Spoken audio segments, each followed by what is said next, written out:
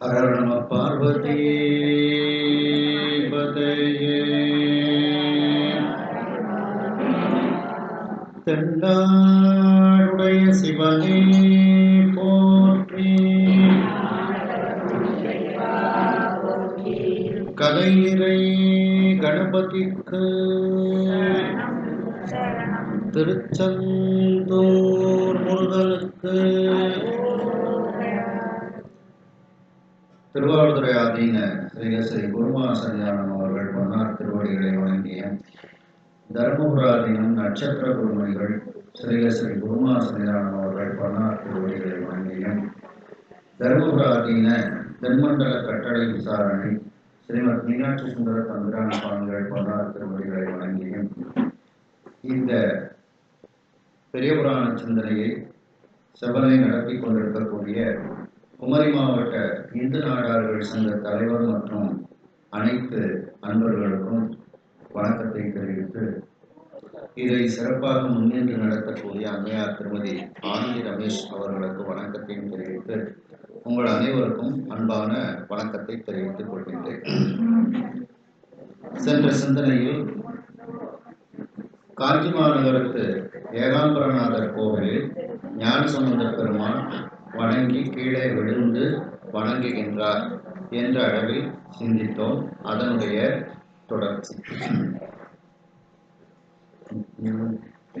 பல முறையும் பணிந்தெழுந்து பங்கைய செங்கை முகிழ்ப்ப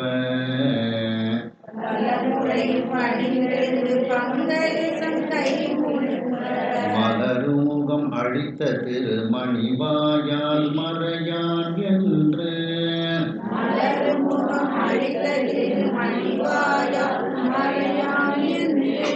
உலகுய்ய எடுத்தருளி உருகிய அன்பு என்பு ஒருக்க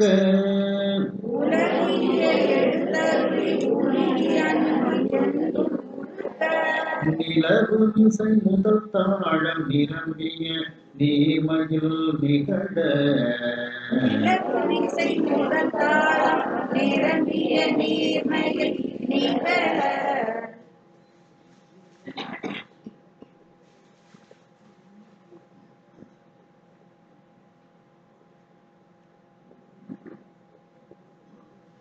பலமுறையும் பணிந்தெழுந்து அந்த ஏகாம்பரநாதர் முன்னிலையில் பல தடவை கீழே விழுந்து பணிந்து எழுகின்றார் ஞானசம்பந்தர்.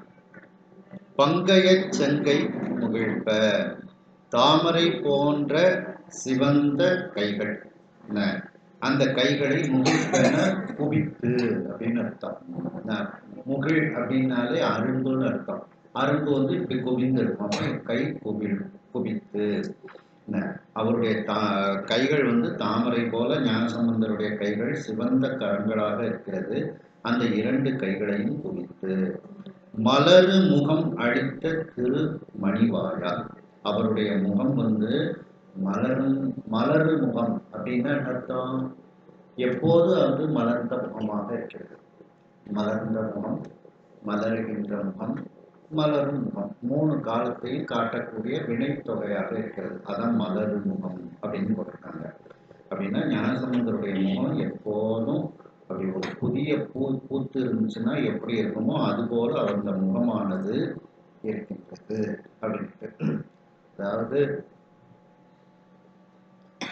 ராமனை காட்டுக்கு போன்னு சொல்றாங்க. சொல்லும்போது அந்த முதல்ல ராமனுடைய முகம் எப்படி இருந்ததோ அதே மாதிரி அந்த முகத்துல சிறு வாட்டம் கூட ஏற்படாது.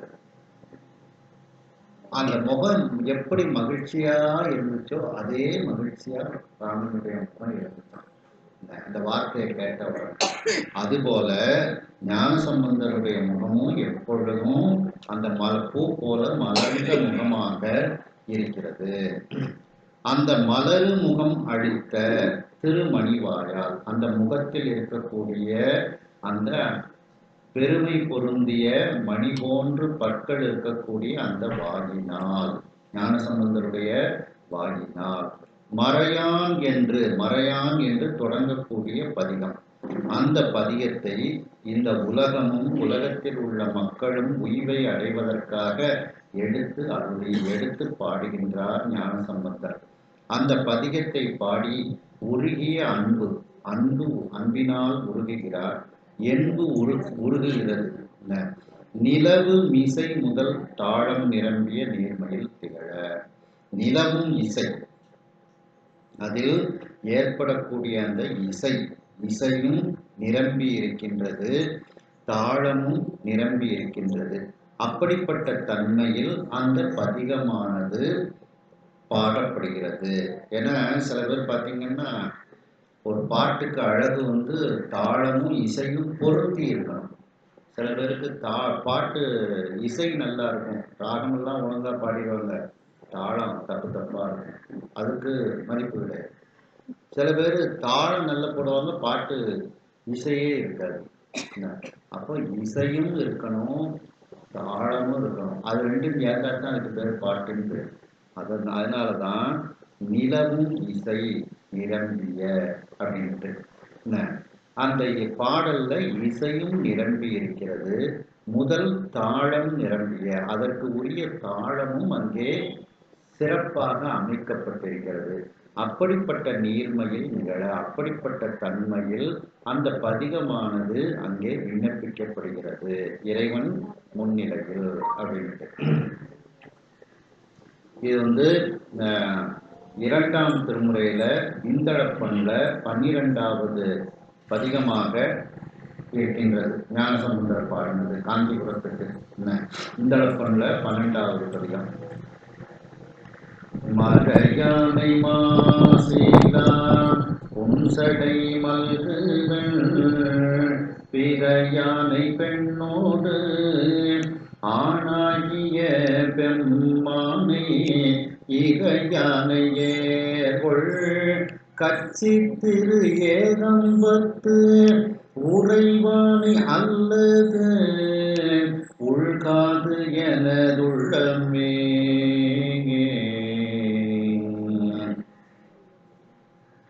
அதுல கடைசி பாட்டு பார்த்தீங்கன்னா, அந்தன் பூங்கச்சி ஏகம்பனை அம்மானே கந்தன் பூங்காடி ஊரங்கலி கோவையார் கந்தன் பூங்காளியூரன் கலி கோவையார் சந்தமே பாட வல்ல தமிழ்ஞான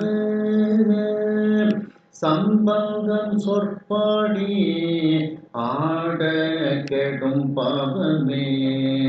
இந்த சம்பந்த பெருமான் பாடிய பதியத்தை நாம் பாடினால் நம்முடைய அந்த பாவங்கள் எல்லாம் நீங்கிவிடும் அப்படின்ட்டு சம்பந்த பெருமான் இதில் கூறுகின்றார்கள். மறையானின்னு ஆரம்பிக்கக்கூடிய அந்த பதியம். இவ்வாறு திருஞான சம்பந்த பெருமான் ஏகாம்பரநாதரினுடைய மூலஸ்தானத்திற்கு சென்று பல தடவைகள் கீழே விழுந்து பணிந்து எழுகின்றார். அவருடைய தாமரை போன்ற சிவந்த கரங்கள் குடித்து அவரை இறைவனை வழிபாடு செய்கின்றார். அவருடைய அந்த மலர்ந்த முகத்தில் தன் முகம் தந்த அந்த அழகிய பெருமை பொருந்திய மணி போன்று பற்களுடைய அந்த வாயினால் மறையான் என்று தொடங்கக்கூடிய அந்த இரண்டாம் திருமுறையில் அமைந்த 12வது பதிகமாக அமைந்த இந்தளப்பண்ணில் அமைந்த அந்த மறையான் என்று தொடங்கக்கூடிய பாடலை அவர் எடுத்து பாடுகின்றார். அந்த பாடலை பாடியதனால் இந்த உலகமும் உலகத்தில் உள்ள மக்களும் உய்வதற்காக அந்த பதிகத்தை எடுத்து இறைவன் முன்பு அருளுகின்றார். அந்த பதிகத்தை கேட்டவுடன் அன்பு உருகுகிறது, என்பு உருக்கப்படுகிறது. அந்த பாடலில் நிலவக்கூடிய இசையும் அதில் பொருந்தி இருக்கக்கூடிய அந்த தாளமும் இருக்கிறது. அப்படிப்பட்ட ஒரு இசையும் தாளமும் பொருந்திய தன்மையில் அந்த இசை பதிகமானது பாடப்படுகிறது ஞானசம்பந்த பெருமானார்.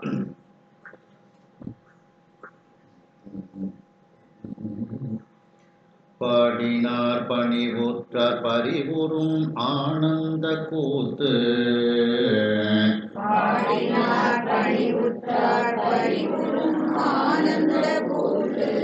ஆடினார் அகம் குழைந்தார் அஞ்சலி தம் சென்னியின் மேல்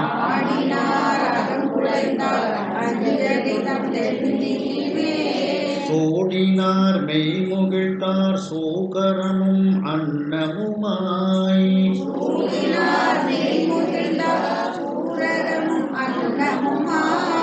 தேடினார் இருவருக்கும் தெரிவறியார் திருமகனார்.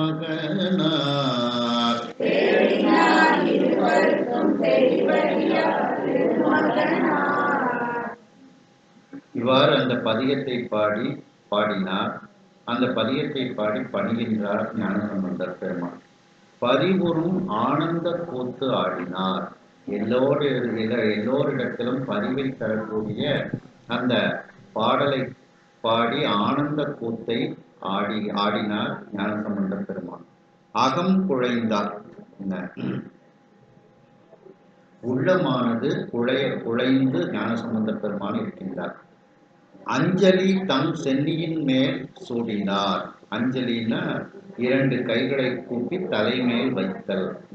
அதான் அப்படிப்பட்ட அந்த அஞ்சலியை தம்முடைய தலையின் மேல் சூடினார். 2 கைகளை கூப்பி தலையின் மீது வைத்து வணங்குதல்.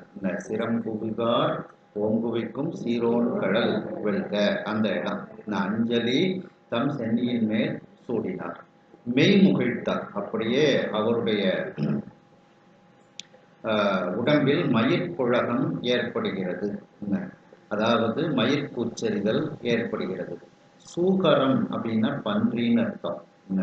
அப்படி திருமால் பன்றியாகவும் பிரம்மன் அன்னப்பறவையாகவும் அவர்கள் இருவரும் இறைவனுடைய திருவடியையும் திருமுடியையும் தேடினார்கள். அப்படி அந்த இருவராலும் காண முடியாத அந்த சிவபெருமானினுடைய திருமகனாக இருக்கக்கூடிய ஞானசம்பந்த பெருமான் இப்படி இறைவனை வழிபட்டார் அப்படின்ட்டு அதுக்கு பொருள். அதாவது சூகரமும் அன்னமுமாய் தேடினார் இருவருக்கும் தெரிவறியார் திருமகனார் பாடினார் அப்படின்ட்டு அந்த இடத்துல கொண்டு வந்து சேர்த்தீங்கன்னா அர்த்தம் கிடைக்கிறது. திருமகனார்னா ஞானசம்பந்தர்னு அர்த்தம். சிவபெருமானுடைய திருமகனார் ஞானசம்பந்த பெருமான் பாடினார். திருமகனார் பணிவுற்றார் அப்படின்னு அதை ஒவ்வொன்றையா சேர்த்துக்கிட்டீங்கன்னா பொருள் வந்து உங்களுக்கு கிடைச்சிடும்.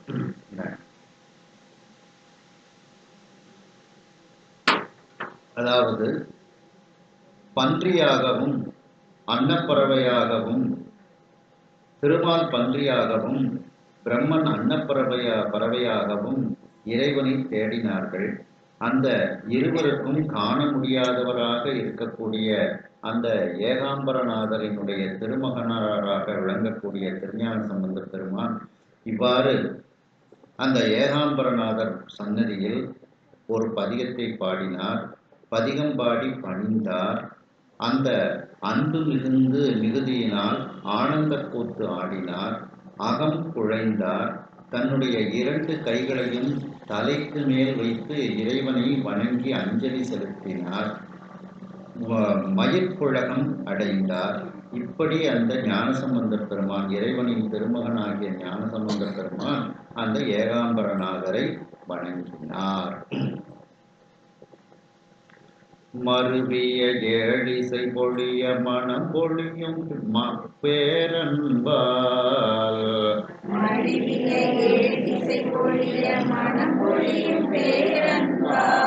பெருகிய கண்மழை பொழிய பெரும் புகழி பெருந்தகையான்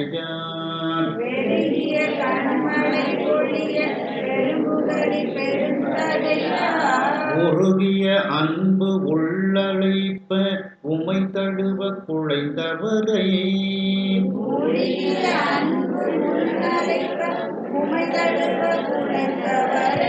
பருகியமை உணர்வினோடும் பரவிய புறத்தணைந்தார்.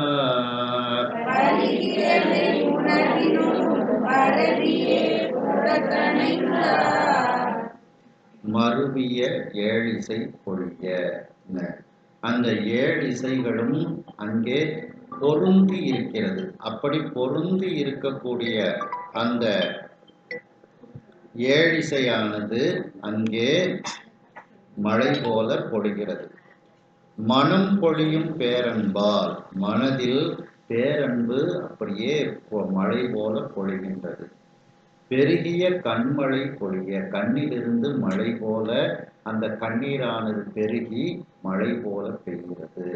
இப்படி அந்த பெரும் புகழி பெருந்தகையார், புகழின சீர்காழி, அந்த மிகப்பெரிய சீர்காழியில் இருக்கக்கூடிய பெருந்தகையாராகிய திருஞான சம்பந்த பெருமான் உருகிய அன்பு உள்ளழைப்ப, அந்த அவரை உருக்கக்கூடிய இறைவனை நினைந்து உருகக்கூடிய அந்த அன்பானது அவரை உள்ளே அப்படியே அந்த அன்பானது அவரை உள்ளே உருக்குகிறது. இவ்வாறு அந்த உமை தழுவ குழைந்தவரை, உமாதேவியார் அந்த காமாட்சியம்மை அந்த ஏகாம்பரநாதரை தழுவ தன்னுடைய திருமேனியை குழைந்து காட்டிய அந்த ஏகாம்பரநாதரை பருகிய மெய்யுணர்வினோடும் அந்த இன்பத்தை, ஏகாம்பரநாதரை தரிசித்த அந்த இன்பத்தை பருகிய உண்மையான உணர்வோடு அந்த இறைவனை பரவிய, இறைவனை வணங்கி இப்பொழுது ஞானசம்பந்த பெருமான் கோவிலுக்கு வெளியே வந்து சேர்ந்தார். புறத்து அப்படின்னா வெளியே, கோவிலுக்கு வெளியே இப்பொழுது ஞானசம்பந்த பெருமான் வந்து சேர்ந்தார். தரிசனம் முடிஞ்சாச்சு. முடிஞ்சு ஞானசம்பந்த பெருமான் வெளியே வருகின்றார். உமை தழுவ குழைந்தவர், அந்த வரலாறு உங்களுக்கு தெரியும். அம்பாள் வந்து சுவாமியை பூஜை பண்றார். அந்த பூஜைக்கு அருள் செய்யணும் அப்படிங்கிறதுக்காண்டி சுவாமி வந்து அந்த பாலாத்துல ஒரு வெள்ளத்தை பெருக்குறார். அந்த பாலாற்று கரையில தான் அம்பிகை பூஜை பண்ணிட்டு இருக்கிறார். அந்த வெள்ளத்தை பார்த்த உடனே தான் பூஜை செய்த அந்த சுவாமியவே அப்படியே தழுவிக் கொள்கின்றார். அந்த தழுவிய அடையாளங்களை அதில் தன்னுடைய உடம்பில் காட்டுகின்றார். அதைத்தான் உமை தழுவ குழைந்தவர் அந்த ஏகாம்பரநாதர் அப்படின்ட்டு. அதாவது அந்த ஏகாம்பரநாத பெருமானை ஏழிசை பொருந்திய அந்த இசையால், ஏழு இசை மழையால் பொழிவிக்கின்றார் ஞானசம்பந்த பெருமான். அவருடைய மனதில் பேரன்பானது மழையாக பொழிகிறது. ஞானசம்பந்தரினுடைய மனதில் ஏகாம்பரநாதரை நினைத்து பேரன்பு மழையாக பொழிகிறது. மேலும் அந்த ஞானசம்பந்தரினுடைய அந்த கண்களில் ஏகாம்பரநாதரை நினைத்து உருகியதால் கண்மழையானது, கண்ணீரானது பெருகி மழையாக பொழிகிறது. இப்படிப்பட்ட ஒரு பேரன்பு உணர்ச்சியில் அந்த மிகப்பெரிய புகழி என்கின்ற சீர்காழியில் இருக்கக்கூடிய பெருந்தகையாராகிய திருஞான சம்பந்த பெருமானுக்கு இறைவனை நினைந்து உருகிய அன்பினால் அந்த அன்பு அவருடைய உள்ளத்தை வசப்படுத்துகிறது. இவ்வாறு அந்த உமாதேவியார் காமாட்சியம்மை தழுவ தன்னுடைய திருமேனி குழைந்து காட்டிய அந்த ஏகாம்பரநாதரை சந்நிதியில் சென்று வணங்கிய அந்த இன்பத்தை பருகிய அந்த உண்மையான உணர்வோடு அந்த இறைவனை மீண்டும் வணங்கி கொண்டு ஞானசம்பந்த பெருமான் இப்பொழுது கோவிலை விட்டு வெளியே வருகிறார்.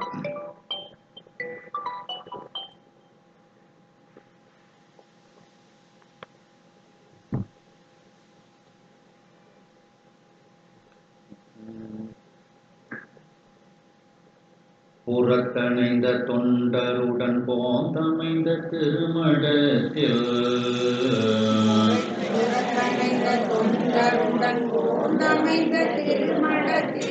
பெறக்கரும் பேர் உலகுய்ய பெற்றருளும் பிள்ளையார்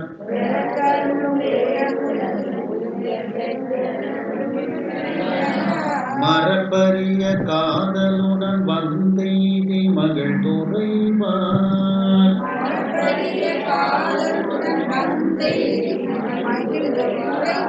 அறப்பெரும் செல்வ காம கோட்டம் அணிந்து இறைஞ்சினார்.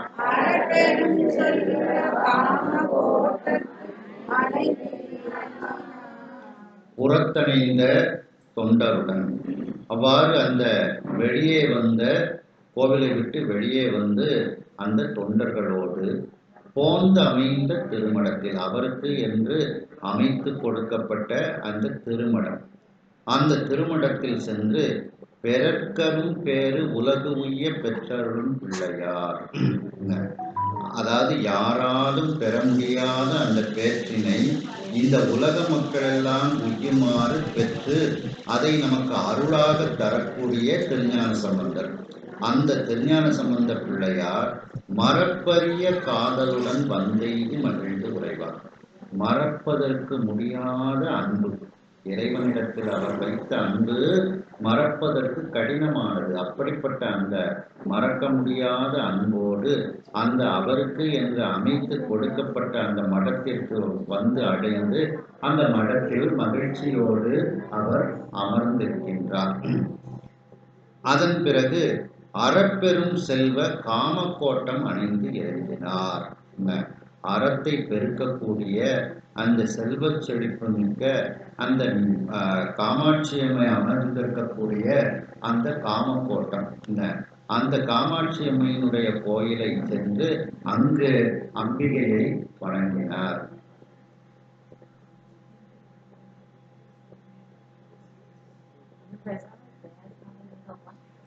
அந்த காமாட்சி அம்மை இருக்கக்கூடிய கோயில் வந்து காமக்கோட்டம்னு பேர். அந்த காமாட்சி அம்மை இருக்கக்கூடிய கோயிலுக்கு வந்து அவர் அந்த காமாட்சி அம்மையை முறைப்படி வணங்கினார். நீங்க காஞ்சிபுரம் போனவங்களுக்கு தெரிஞ்சிருக்கும், அந்த ஏகாம்பரநாதர் கோயில் பிரமாண்டமா இருக்கும். கொஞ்சம் தள்ளி அந்த காமாட்சி அம்மைக்குன்னு தனி கோயில், அந்த கோயில் பார்க்கலாம். அது பக்கத்திலே குமரக்கோட்டம், அது முருகனுக்குன்னு தனி கோயில். அங்கதான் வந்து கந்தபுராண அரங்கேற்றம்லாம் நடந்துச்சு. கச்சேரி சிவாச்சாரியார் வந்து அந்த குமரக்கோட்டத்துல தான், அந்த குமரக்கோட்டத்துல தான் முருகனுக்கு பூஜாரி தான் அவர் கச்சேரி சிவாச்சாரியார். அப்போ அந்த கந்தபுராணத்தை அந்த கோயிலை வச்சு தான் அவங்க அரங்கேற்றம் பண்ணுறாங்க. இதெல்லாம் அந்த காஞ்சிபுரத்தில் ஒரு பார்க்க வேண்டிய ஒரு முக்கியமான இடங்கள், திருத்தலங்கள். இவ்வாறு அந்த ஞானசம்பந்த பெருமான் ஏகாம்பரநாதனுடைய கோவிலை தரிசனம் செய்து வெளியே வருகின்றார். அங்கு இருக்கக்கூடிய தொண்டர்களோடு தனக்கு என்று அமைத்து கொடுக்கப்பட்ட திருமணத்திற்கு சென்று ஓய்வெடுக்கின்றார். அவர் எப்படிப்பட்டவர்? திருஞான சம்பந்த பெருமான் யாராலும் பெற முடியாத பேறுகளை எல்லாம் இந்த உலகமும் உலக மக்களும் உய்வதற்காக இறைவனிடத்தில் இருந்து பெற்றுக்கொண்டு அதை இந்த உலக மக்களுக்கு அருளக்கூடிய தன்மை வாய்ந்த பிள்ளையாராக இருக்கக்கூடிய திருஞான சம்பந்த பெருமான். அப்படிப்பட்ட அந்த திருஞான சம்பந்த பெருமான் இறைவனிடத்தில் வைத்திருக்கக்கூடிய அந்த மறக்க முடியாத அன்போடு அந்த திருமணத்திற்கு வந்து இப்பொழுது மகிழ்ச்சியாக அங்கே தங்கியிருக்கின்றார். அதன் பிறகு தன்னுடைய அடியாறு பெருமக்களோடு அந்த அறத்தை செய்யக்கூடிய அறப்பெரும் செல்வியாக இருக்கக்கூடிய அந்த செல்வச் செழிப்பு மிக்க அந்த காமாட்சியம்மை வீற்றிருக்கக்கூடிய அந்த காமக்கோட்டம், அந்த காமக்கோட்டம் என்ற திருத்தலத்திற்கு வந்து காமாட்சி அம்மையை வணங்கி மகிழ்கின்றார் திருஞான சம்பந்த பெருமான். திரு ஏகம்பத்தமர்ந்த தெழுஞ்சுடரை சேவடியில்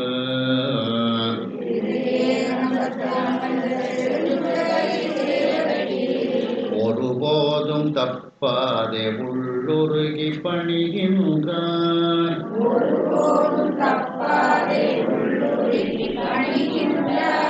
மறுவு திரு இயமகமும் வளர் இருக்கு குரல் மற்றும்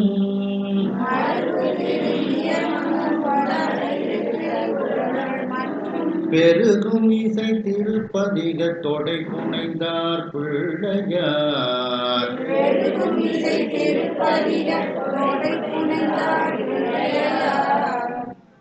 அந்த திரு ஏகம்பத்து அமர்ந்த செழுஞ்சுடரை, அந்த திரு ஏகம்பம், அந்த காஞ்சிபுரத்தில் அமர்ந்து இருக்கக்கூடிய அந்த செழுமையான சுடராக இருக்கக்கூடிய இறைவன். சோதியே சுடரே சூழொளி விளக்கே, அப்படி அந்த சுடராக இருக்கக்கூடிய அந்த பெருமானினுடைய சேவடியில், அவருடைய சிவந்த திருவடியில் ஒருபோதும் தப்பாதே உள்ளுருகி பணிகின்றார். அப்படின்னா என்ன அர்த்தம்? காஞ்சிபுரத்துல இருக்கிற வரைக்கும் காலசந்தி, உச்சிக்காலம், சாயரட்ச, அர்த்தஜானம் எத்தனை காலங்கள் உண்டோ அத்தனை காலங்கள்லையும் சென்று ஏகாம்பரநாதரை வழிபட்டார். அதான் ஒருபோதும் தப்பாதே அப்படின்னா ஒரு பூஜை காலமும் தவறாது அப்படின்னு அர்த்தம். எல்லா பூஜை காலங்களிலும் அந்த கோயிலுக்கு சென்று உள்ளுருகி பணிகின்றார். உள்ளத்தில் உருகி அந்த ஏகாம்பரநாதரை திருஞான சம்பந்த பெருமான் பணிகின்றார்.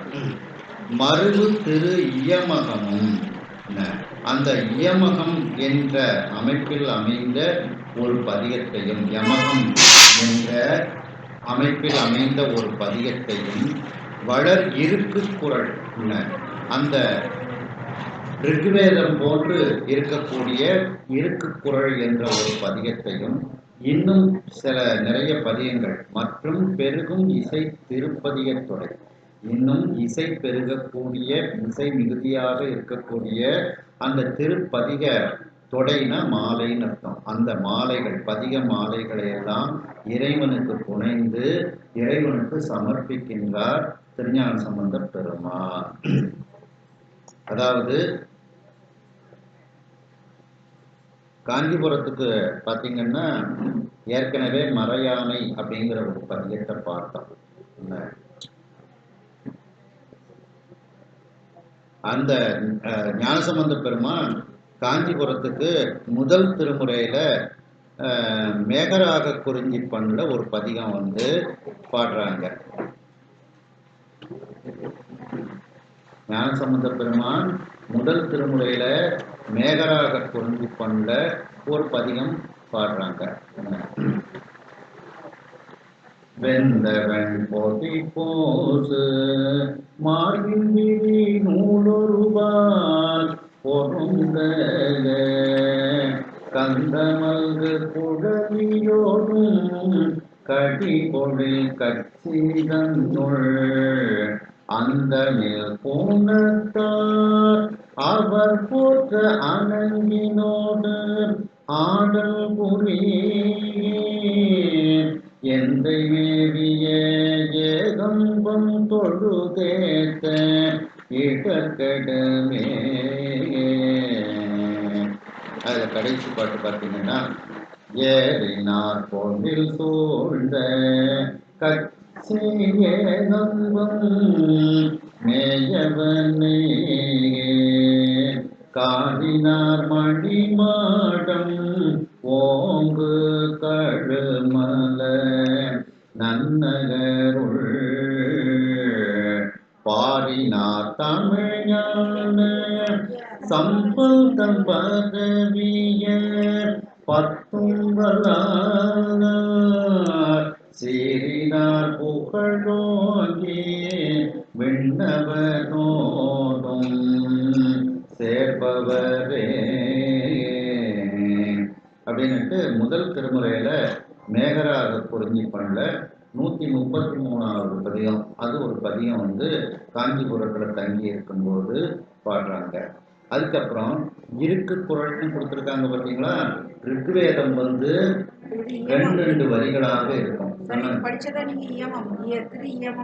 இயமகம் அடுத்தது ரிக்வேதம் வந்து 2 கன்னியா இருக்கும். அதே மாதிரி ஞானசம்பந்த பெருமான் நிறைய பதிகம் பாடுறாங்க. வாசி தீரவே ராசி நல்குவி மாசில் மிளகி கேசல் இல்லை 2 வரி தான். இது மாதிரி இந்த வேதங்கள் ரிக்வேதம் 2 வரியா இருக்கும். அந்த அமைப்புல பாடுனதுனால அதுக்கு பேரு இருக்கு குறள். ரிக்வேதத்தை போன்று சிறிய குறள்னா சின்ன வரிகளை உடைய பாடல் அப்படின்னு அர்த்தம். திருக்குறள் 2 வரி தானே இருக்கு. அதே மாதிரி இதுவும் 2 வரி கூட ஒரு வார்த்தை மட்டும் அதிகமா வரும். அதனால இது ரிக்வேதம் போல ஒரு பதிகத்தை வந்து ஞானசம்பந்த பெருமான் வந்து பாடுகின்றார்கள். அது வந்து 3ஆம் திருமுறையில இருக்கின்றது. 3ஆம் திருமுறையில கொல்லிப்பண்ல அந்த பதிகம் வந்து இருக்கின்றது.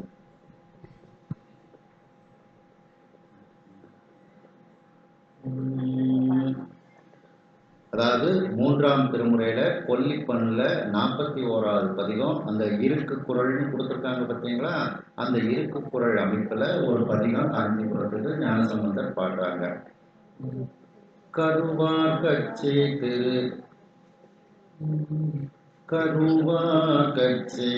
திரு ஏகம்பத்து ஒருவாயின் மறுவாவினையே கொச்சை வேந்தன் கச்சி கம்பம் மெச்சும் சொல்லை நச்சும் புகழே அப்படின்னு ரெண்டு வரிகளாக ஒரு பதிகம் ஞானசம்பந்த பெருமான் 3ஆம் திருமுறையில பாடியிருக்காங்க. அடுத்து யமகம்னு கொடுத்துருக்காங்க பார்த்தீங்களா, அந்த யமகம் ஒரு பதிகத்துல 3ஆம் திருமுறையில கொடுத்துருக்காங்க.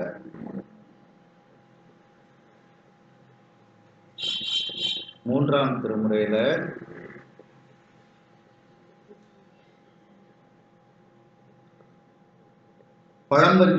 பழம்பஞ்சிரப்பன்னா சங்கராபரண ராகம். அந்த சங்கராபரண ராகத்துல ஒரு பதிகம் கொடுத்துருக்காங்க. இதுல என்ன யமகம் அப்படின்னா என்ன அர்த்தம் அப்படின்னா, கடைசி ஒரு வார்த்தை 2 வரிக்கு ஒன்று போல வரும். ஆனா அர்த்தம் வேற வேற அர்த்தமா இருக்கும். கடைசி ஒரு வார்த்தை முதல் வரைக்கும் 2வது வரைக்கும் ஒன்று போல இருக்கும். ஆனா முதல் வரியில உள்ள வார்த்தைக்கு வேற அர்த்தம், 2வது வரியில உள்ள வார்த்தைக்கு வேற அர்த்தமாக இருக்கும். அதுதான் யமகம்னு பேர். பாருங்க, பாயும் வீடை மேல் ஒரு பாகனே பாவை தன்னூறு மேல் ஒரு பாகனே தூயவானவர் வேத துவனியே சோதி மாங்கேரி வேதத்து வணியே ஆயுணன் பொருள் நுண்பொருள் ஆதியே ஆல நீடல் அரும்பொருளாதியே காயவின் மகம் பட்டது கம்பனே கண்ணுதற் பரமக்கு இடம் கம்பமே. அதாவது முதல் வரியில பார்த்தீங்கன்னா மேலொரு பாகனை, இதுதான் கடைசி வார்த்தை.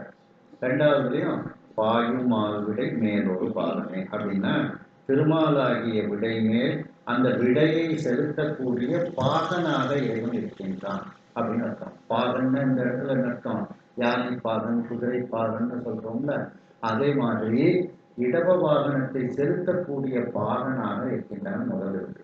2வது இதுல என்ன சொல்றாங்க, பாவை தன்னூறு மேல் ஒரு பாகனே, அந்த உமாதேவியை தன்னுடைய ஒரு பாகத்தில் கொண்டவன். அப்ப 2வது உள்ள பாகத்துக்கு என்னது, ஒரு பாகம் அப்படிங்கிற இந்த மாதிரி வித்தியாசமா இது வரும். அடுத்த பார்த்தீங்கன்னா தூயவானவர் வேத துவனியே, அந்த துவனி அப்படிங்கிறது அந்த இது, அதாவது தேவர்கள் எல்லாரும் வேத துவனின சப்தம்னு அர்த்தம். அந்த இடத்துல துவனி அப்படின்னு சொல்றோம்ல, அந்த வேத சப்தத்தை அவர்கள் சொல்கின்றார்கள். அடுத்த வழியில பார்த்தீங்கன்னா சோதி மாங்கேரி வேதத்து வணியே, அதை பிரிக்கணும். வேத முதலிற்கு வேத துவனியே, வேத துவனி வேத ஒலி. 2வது வேதத்து வன்னியே அப்படின்னு பிரிக்கணும். வன்னின்னா நெருப்புன்னு அர்த்தம். வன்னின்னா என்ன அர்த்தம், நெருப்புன்னு ஒரு அர்த்தம் உண்டு. அந்த இறைவன் திருமாலுக்கு பிரம்மனுக்கெல்லாம் காண முடியாத அந்த வேதத்தில் சொல்லப்பட்ட நெருப்பாக இருக்கின்றான் அப்படின்னு ஒரே வார்த்தையை 2ஆ பிரித்து வெவ்வேறு அர்த்தம்.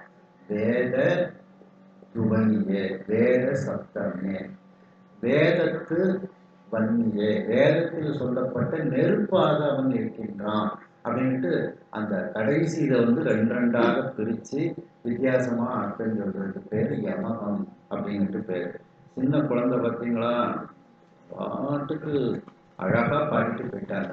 கஷ்டமான ஒரு இதெல்லாம் ரொம்ப ஈஸியா, இதெல்லாம் பாடுறது கஷ்டம். இந்த இலக்கணங்கள்லாம் இப்ப பாடுறதுக்கு ஆளே இல்லை இந்த மாதிரி இதெல்லாம். அப்படி ஞானசம்பந்த பெருமான் அருமையாக அந்த யமக பதிகத்தை பாடுறாங்க. அதுல கடைசி பாட்டு பாருங்க.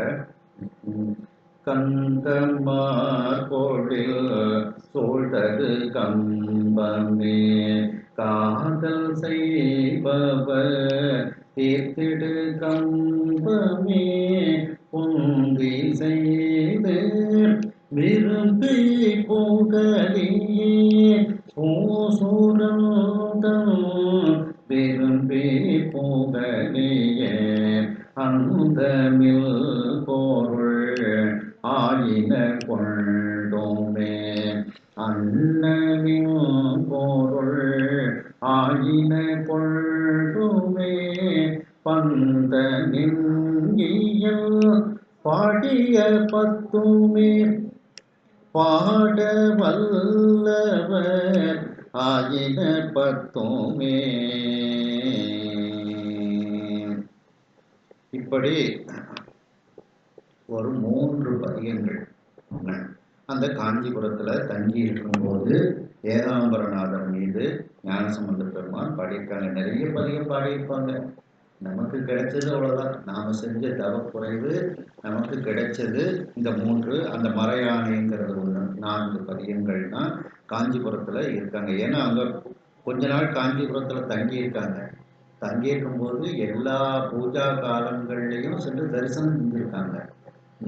அதனால நிறைய பதியம் பாடியிருக்கலாம். நமக்கு கிடைச்சது இவ்வளவுதான் அப்படின்ட்டு.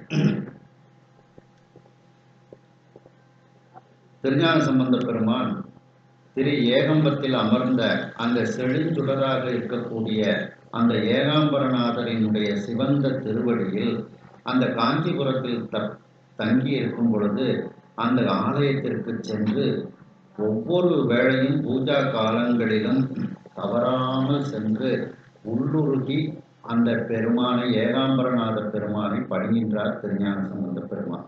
அதாவது பூஜை காலங்கள் எத்தனை இருக்கின்றதோ அத்தனை காலங்களிலும் அந்த ஏகாம்பரநாதர் கோவிலுக்கு சென்று தவறாமல் ஞானசம்பந்த பெருமான் வழிபாடு செய்கின்றார். அதாவது காலசந்தி, உச்சிக்காலம், சாயரட்சை, அர்த்தஜாமம், இன்னும் எத்தனை காலங்கள் இருக்கின்றதோ அத்தனை காலங்களிலும் அவர் அந்த ஏகாம்பரநாதர் ஆலயத்திற்கு சென்று வணங்கி கொண்டே இருக்கின்றார். மேலும் அந்த காஞ்சிபுரத்தில் தங்கி இருக்கும் பொழுது அந்த இசை பொருந்திய யமகம் என்கின்ற ஒரு பதிகமும், மேலும் அந்த இறைவனிடத்தில் அன்பை வளர்க்கக்கூடிய அந்த ரிக்குவேதம் போன்ற அமைப்பை உடைய இருக்கு குரல் என்ற ஒரு பதிகத்தையும், இன்னும் அந்த முதல் திருமுறையில் மேகராக குறிஞ்சி பண்ணில் அமைந்த ஒரு பதிகத்தையும், மற்றும் நிறைய இசை பெருகிய திருப்பதிகளை எல்லாம் பாடி இறைவனுக்கு மாலையாக சார்த்துகின்றார். தொடை புனைந்தார். தொடைதான் மாலை. அந்த பாமாலையாக இறைவனுக்கு சார்த்துகின்றார் திருஞான சம்பந்த பெருமான். இதில் ஏற்கனவே நாம் காஞ்சிபுரத்தில் மறையானை என்று தொடங்கக்கூடிய 2ஆம் திருமுறையில் இருக்கக்கூடிய பாடலை பார்த்தோம். முதல் திருமுறையில் மேகராக குறிஞ்சி பண்ணில் 133வது பதிகம் வெந்தவெண் என்று ஆரம்பிக்கக்கூடிய பதிகத்தை ஞானசம்பந்த பெருமான் பாடுகின்றார். மேலும் 3ஆம் திருமுறையில் கொல்லிப்பண்ணில் அமைந்த 41வது பதிகம் திரு இருக்கு குரல் அமைப்பில் அமைந்த கருவார் கட்சி திரு ஏகம்பத்து என்ற பதியத்தை ஞானசம்பந்த பெருமான் பாடுகின்றார். மேலும் 3ஆம் திருமுறையில் பழம்பஞ்சுர பண்ணில் 114வது பதிகமாக இருக்கக்கூடிய பாயும் ஆள்விடை மேல் ஒரு பாகனை என்று ஆரம்பிக்கக்கூடிய பதிகத்தையும் அந்த காஞ்சிபுரத்தில் இருக்கும் பொழுது பெருமானுக்கு சமர்ப்பணம் செய்கின்றார் திருஞான சம்பந்த பெருமான். நீடு திரு பொழிற் காஞ்சி நெறிக்காரை காடிரைஞ்சே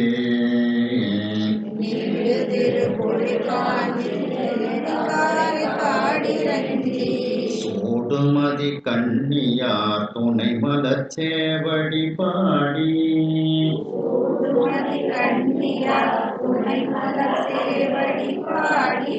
ஆடுமவர் இனிதமரும் அநேக சங்காபதம் பரவி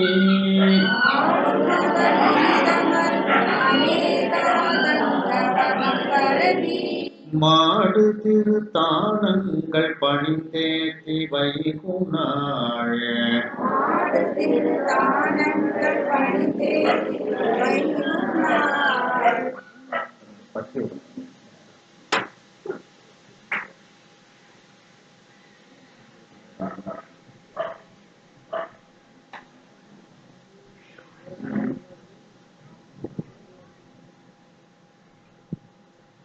நீடு திரு பொழிற்காஞ்சி, நிலைத்து இருக்கக்கூடிய மிகப்பெரிய அந்த செல்வச் செழிப்பு மிக்க பொழில்கள் சூழ்ந்த காஞ்சி. காஞ்சி நெறிக்காரைக்காடு இறைந்து, கச்சி நெறிக்காரைக்காடு அப்படின்ட்டு ஒரு திருத்தலம் காஞ்சிபுரத்து பக்கத்திலேயே இதெல்லாம் இருக்கு. இதெல்லாம் சிட்டிக்குள்ளேயே இருக்கு. இப்போ நீங்க காஞ்சிபுரம் ஒரு யாத்திரை போட்டீங்கன்னா நிறைய கோயில்கள் காஞ்சிபுரத்துக்குள்ளேயே பாடல்பட்ட கோயில்கள் ஒரு 5-6 கோயில்கள் பார்க்கலாம். சிட்டிக்குள்ளே ஒரு 5 கிலோமீட்டர் சுற்றுலாவுக்குள்ள நிறைய 7-8 கோயில்கள் பார்க்கலாம். அதுல ஒன்றுதான் இந்த கச்சிநெறி காரைக்காடு அப்படிங்கிற திருத்தலம். அந்த காஞ்சி நெறி காரைக்காடு இறைஞ்சி அந்த திருத்தலத்திற்கு சென்று அந்த பெருமானை ஞானசம்பந்த பெருமான் வணங்குகின்றார். சூடு மதி கண்ணியார், அந்த சந்திரனினுடைய கண்ணியை தலையில் சூடி இருக்கக்கூடிய அந்த இறைவன் சூடுமதி கண்ணியார்னா சிவபெருமான் அர்த்தம். அந்த சிவபெருமானினுடைய துணை மலர் சேவடி பாடி, துணைனா 2ன்னு அர்த்தம். 2 அந்த மலர் போன்ற சிவந்த திருவடியை பாடி, தாமரை மலர் போன்ற சிவந்த திருவடியை, அந்த பெருமானினுடைய சிவந்த திருவடியை மீது ஒரு பதியத்தை ஞானசம்பந்த பெருமான் பாடுகின்றார். பொதுவா சொல்லியிருக்க மலர்னா தாமரை பூவைத்தான் அது குறிக்கும். ஆடும் அவர் இனிது அமரும், அந்த நடனமாடக்கூடிய நடராஜ பெருமான் இனிமையாக அமர்ந்திருக்கக்கூடிய அநேகதங்காவதம் பரவி, அநேகதங்காவதம்ங்கிறதும் ஒரு திருத்தலம் காஞ்சிபுரத்துக்குள்ளே இருக்கு. கச்சி அநேகதங்காவதம்னு அதுக்கு பேர். அந்த கச்சி அநேகதங்காவதம் என்கின்ற அந்த திருத்தலத்தையும் வணங்கி மாடு திருத்தானங்கள் பணிந்தேற்றி வைத்தனாள். மாடுனா பக்கத்தில் உள்ளன்னு அர்த்தம். மாடுனா அர்த்தம் பக்கத்தில் உள்ள, பக்கத்தில் உள்ள திரு தலங்கள். தானம்னா ஸ்தானம், இடம். தானம்னா இடம்னு ஒரு அர்த்தம். பக்கத்தில் உள்ள திருத்தலங்களையும் பணிவோடு வணங்கி அந்த காஞ்சிபுரத்தில் தங்கி இருக்கின்றார். வைகுநாள் அப்படின்னா அங்கே காஞ்சிபுரத்தில் தங்கி இருக்கின்றார். இதெல்லாம் இந்த கச்சிநெறி காரைக்காடு, கச்சி அநேகதங்காவதம்லாம் காஞ்சிபுரம் சிட்டிக்குள்ள இருந்து ஒரு 2 கிலோமீட்டர் 2-3 கிலோமீட்டர் தூரத்துக்குள்ள உள்ள இருக்கு. அதனால ஒரு நாள் அப்படியே அந்த கச்சிநெறி காரைக்காட்டுக்கு போய் வணங்கிட்டு திரும்ப மடத்துல வந்து தங்குறாங்க. இன்னொரு நாள் இந்த அநேகதங்காவதம் போய் சாமி கும்பிட்டுட்டு அங்கே வந்து தங்குறாங்க. இப்படி அங்கே பார்க்கக்கூடிய திருத்தலங்கள் என்னெல்லாம் நிறைய கோயில்கள் இருக்கோ அத்தனை திருத்தலங்களையும் அவர் வந்து பார்க்கின்றார். அதான் மாடு திருத்தானங்கள். ஏன்னா நமக்கு நிறைய பதியங்கள் கிடைச்சதே நமக்கு ரொம்ப குறைவாகத்தான் இருக்கு. அதனால சில இடங்கள் வந்து என்னன்னு விவரம் தெரியாததுனால சேக்கரார் வந்து அப்படியே இன்னும் நிறைய திருத்தலங்களை தரிசனம் பண்ணாங்கன்னு முடிச்சிருக்காங்க. இதுல இந்த கச்சிநெறி காரைக்காட்டுக்கு ஒரு பதிகம் வந்து ஞானசம்பந்த பெருமான் அந்த பஞ்சம பண்ணுல 3ஆம் திருமுறையில பாடுறாங்க.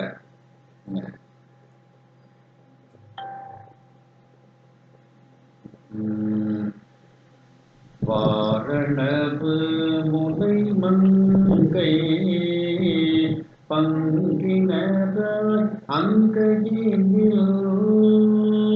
போரணவு மழு ஒன்று ஏந்திவன் பொடியணிவ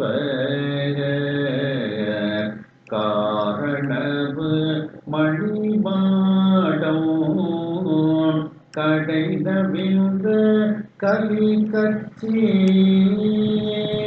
நீரணவு மலர் பொய்கை நெறிக்காரை காட்டாரே.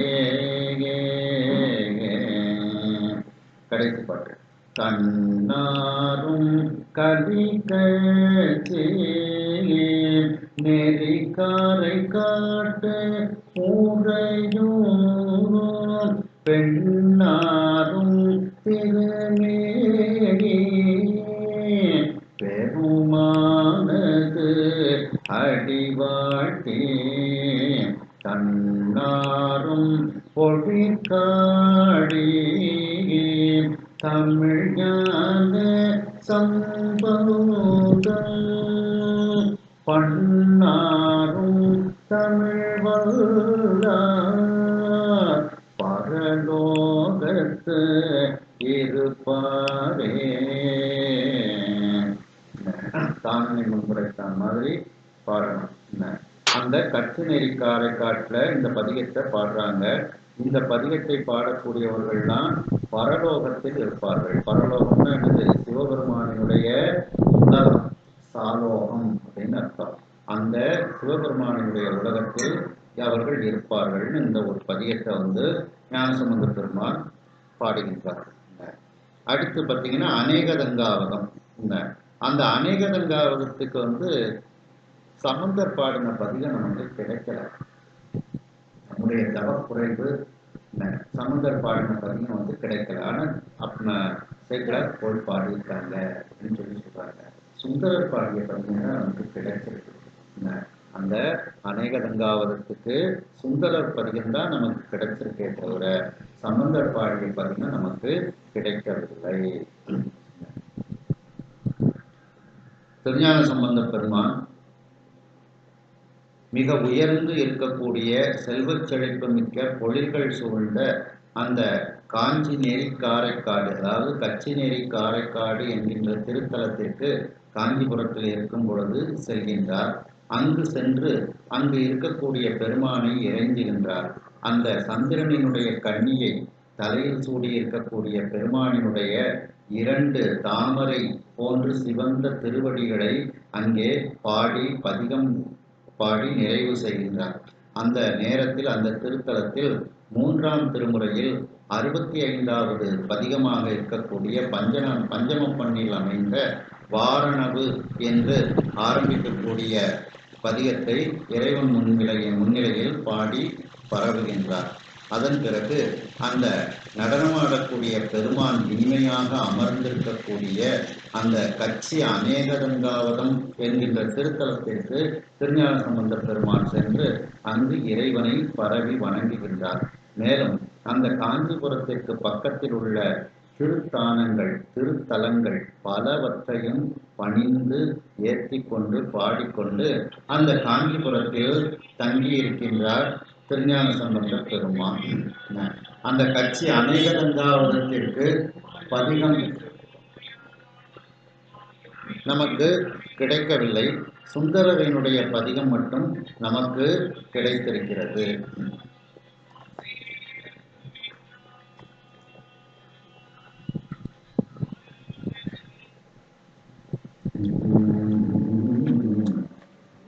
என் திசையும் போர் திசைக்கும் திருப்பதி மற்றதன் புறத்து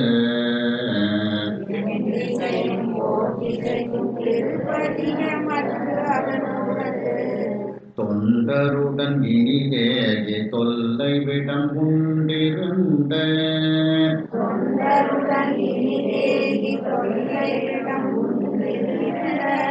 கண்டர் மகிழ் மேற்றடியும் முதலான கலந்தேத்தி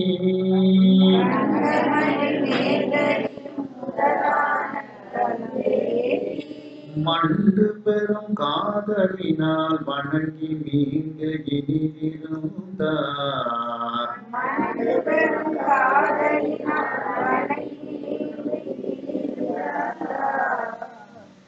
என் திசையும் போர் திசைக்கும் திருப்பதி. 8 திசையில் இருக்கக்கூடிய அந்த அனைவரும் போற்றி இறைவன் மீது பாடி வணங்கக்கூடிய அந்த திருப்பதி எது? காஞ்சிபுரம். திருப்பதினா இந்த காஞ்சிபுரம்னு அர்த்தம். சில இடங்களுக்கு இடம் கண்டு பொருள் எடுக்கிறோம். நீங்க திருப்பதின்னு சொன்னோம்னா பெருமாள் கோயில்னு எடுத்துடக்கூடாது. இங்க திருப்பதி அப்படின்னா காஞ்சிபுரம்னு அர்த்தம். அந்த காஞ்சிபுரம் மற்றும் அதன் புறத்து, அந்த காஞ்சிபுரத்திற்கு பக்கத்தில் உள்ள பல இடங்களுக்கு தொண்டருடன் இனிது ஏகே, தொண்டர்களோடு இனிமையாக சென்று தொல்லை விடம் உண்டு இருண்ட கண்டர் மகிழ், அந்த பழமையான அந்த விஷத்தை உண்டு அதனால் இருண்ட கண்டத்தை உடைய நீலகண்ட பெருமானாக இருக்கக்கூடிய அந்த பெருமான் மகிழ்ந்து இருக்கக்கூடிய கச்சி மேற்றழி என்கின்ற திருத்தலத்திற்கு செல்கின்றார் திருஞான சம்பந்த பெருமான். அந்த கச்சி மேற்றழி முதலான அந்த திருத்தலங்களுக்கெல்லாம் சென்று அந்த அடியார்களோடு கலந்து இறைவனை ஏற்றி இறைவனை பாடிக்கொண்டு மண்டு பெரும் காதலினால் மிகப்பெரிய அன்பு மிகுந்ததின் காரணமாக இறைவனை வணங்கி மீண்டும் இனிது இருந்தார். மீண்டும் அந்த காஞ்சிபுரத்தில் தங்கியிருந்து இனிமையாக அங்கே தங்கி இருக்கின்றார் திருஞான சம்பந்த பெருமான். கச்சி மேற்றழி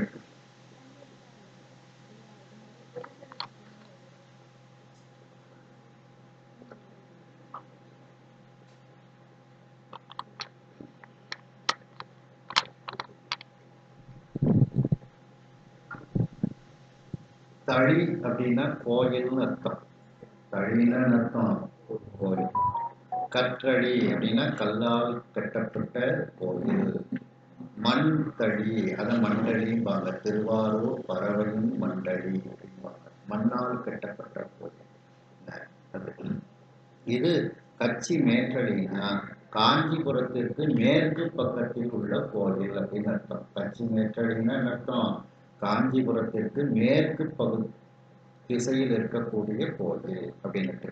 அந்த கச்சி மேற்றழி என்கின்ற திருத்தலத்திற்கு சென்று இறைவனை அவர் வணங்குகின்றார். அந்த கச்சி மேற்றழிங்கிறதுக்கு சம்பந்த பெருமான் பாடிய பதிகம் நமக்கு கிடைக்கல. ஆனா அந்த பதிகத்திற்கு அந்த திருத்தலத்திற்கு அப்பர் சுந்தரர் பாடியிருக்கின்றார்கள். அவர்கள் பாடிய பதிகம் நமக்கு கிடைத்திருக்கிறது. அப்பர் பாடிய பதிகம், சுந்தரமூர்த்தி சுவாமிகள் பாடிய பதிகம் நமக்கு கிடைத்திருக்கிறது. ஞானசம்பந்த பெருமான் பாடிய பதிகம் நமக்கு கிடைக்கவில்லை. ஆனா இங்க பெரிய புராணத்துல அந்த கச்சி மேற்றலியில போய் வணங்குறாங்க, பாடுறாங்க அப்படின்லாம் இதுல சொல்லப்படுகிறது. 8 திசைகளில் இருக்கக்கூடியவர்கள் அனைவரும் போற்றி இசைபாடி வணங்கக்கூடிய திருப்பதியாக திருத்தலமாக இருக்கக்கூடிய காஞ்சிபுரத்திற்கு பக்கத்தில் இருக்கக்கூடிய வெளிப்பக்கத்தில் இருக்கக்கூடிய திருத்தலங்களுக்கெல்லாம் தம்முடைய தொண்டர்கள் கூட்டத்தோடு இனிமையாக அந்தந்த திருத்தலத்திற்கு சென்று அங்கு இருக்கக்கூடிய இறைவனை ஞானசம்பந்த பெருமான் வணங்குகின்றார். அப்படிப்பட்ட அந்த பழமையான அந்த விடம் உண்டு இருண்ட கண்டத்தை உடைய நீலகண்ட பெருமானாக இருக்கக்கூடிய பெருமான் மகிழ்ந்து வீற்றிருக்கக்கூடிய கச்சி மேற்றழி என்கின்ற திருத்தலத்திற்கு ஞானசம்பந்த பெருமான் சென்று அந்த திருத்தலத்தில் இறைவனை வணங்கி புகழ்ந்து பாடுகின்றார். மேலும் அந்த இறைவன் மீது கொண்ட காதலானது மண்டி பெருகுகிறது. அப்படி அந்த அன்பு பெருகியதனால் மீண்டும் வணங்கி மீண்டும் காஞ்சிபுரத்திற்கு வந்து தங்கி இருக்கின்றார் திருஞான சம்பந்த பெருமான். அந்த கச்சி மேற்றழி என்கின்ற திருத்தலத்திற்கு சம்பந்த பெருமான் பாடிய பதிகம் நமக்கு கிடைக்கிறது. அப்பர் பெருமானும் சுந்தரமூர்த்தி சுவாமிகளும் பாடிய பதிகம் நமக்கு கிடைத்திருக்கிறது. அப்பதியில் வெறுப்பினோடும் அங்கனரை பணிந்தமருவார்.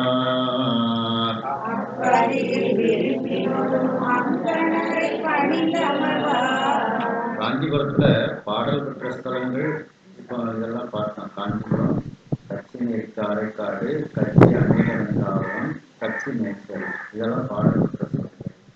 அதுக்கப்புறம் குமரக்கோட்டம், காமக்கோட்டம், அம்பாளுக்குரிய அந்த காமாட்சி அம்மன் கோயிலை தான் காமக்கோட்டம் பார்க்கலாம். இதை குமரக்கோட்டம் பார்க்கலாம். முருகன் கோயிலும் பார்க்கலாம். இது போக திருப்புகழ் பாடல் பெற்ற ஸ்தலங்கள் அங்கே சில கோயில்கள்லாம் சிவாலயங்கள் இருக்கு. அதுவும் சிட்டிக்குள்ளேயே பார்க்கலாம். அப்புறம் சிட்டி அந்த காஞ்சிபுரத்துக்கு வெளியில வந்து போனகாந்தன் தழி இந்த மாதிரி திருக்கோயில்கள்லாம் பக்கத்துல இருக்கு. ஒரு 5 கிலோமீட்டர் சுற்றளவுக்குள்ள ஒரு 15 முக்கியமான ஸ்தலங்கள் எல்லாம் நீங்க பார்க்கலாம். இப்போ 2 நாளைக்கு காஞ்சிபுரத்துல நிதானமா இருந்து தங்கி பார்க்கலாம். இது போக இன்னும் பாடல் பெற ஸ்தலங்கள் அந்த கைலாசநாதர் கோயில், காஞ்சிபுரத்துக்கு போனாலே இந்த கைலாசநாதர் கோயில் வந்து எல்லாரும் பார்க்கணும் பார்ப்பாங்க. அவ்வளவு கலை சிற்பங்களுடைய ஒரு கோயில். குடவர கோயில் மாதிரி அந்த கைலாசநாதர் கோயில் பார்க்க வேண்டிய ஒரு கோயில்.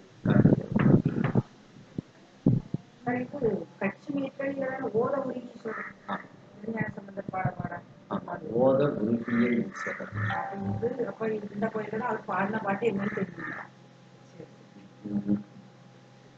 அப்பதியில் வெறுப்பினோடும் அங்கணரை பணிந்தமருவார்.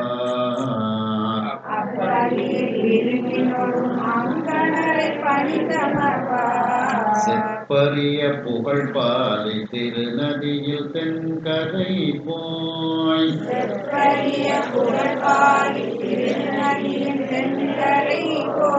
மை பொலியும் கண்ட திருமார்பேறு மகிழ்ந்தினை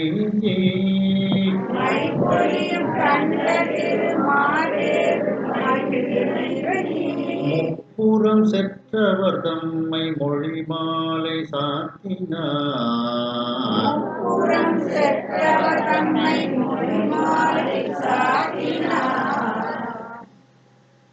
இந்த காஞ்சிபுரத்துக்கு ஒரு 25 வயசு இருக்கும். அப்போ 10 நாள் திருவிழாவுக்கு போய் வீதி பாராயணம் பாடியிருக்கிறேன். பகல்ல சும்மா தானே இருப்போம். அங்கே உள்ள கோயில்கள் எல்லாம் பார்த்துட்டு ஒரு 10 நாள் அப்படி நேரம் போயிடும்.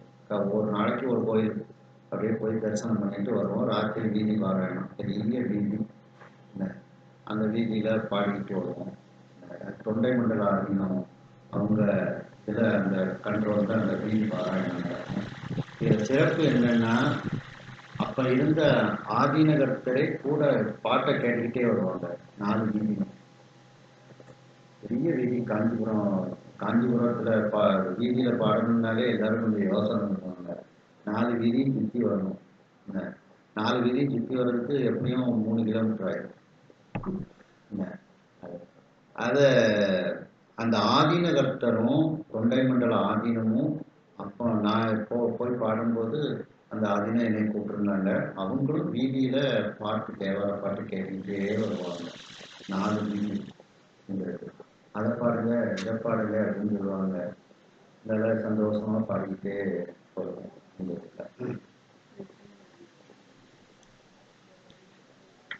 அந்த அப்பதியில் வெறுப்பினோடு அங்கணரை பணிந்து அமர்வார். அதுக்கப்புறம் ஆதீனங்கள்லாம் அந்த மாதிரி வீதியில் பாட்டு கேட்கறதுலாம் வரல. இந்த ஆதீனம் ரொம்ப பக்குவமாக இந்த பாட்டெல்லாம் கேட்டுக்கிட்டே வருவாங்க. இருக்கு, காஞ்சிபுரத்தில் இருக்கு, சிட்டிக்குள்ள தொண்டை மண்டல ஆதீனம்.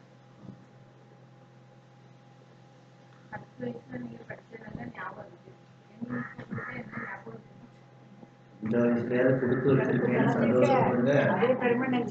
இந்த ஊர்ல எத்தனை பேர் இருக்காங்க, இங்க அத்தனை பேருமா வந்திருக்கீங்க.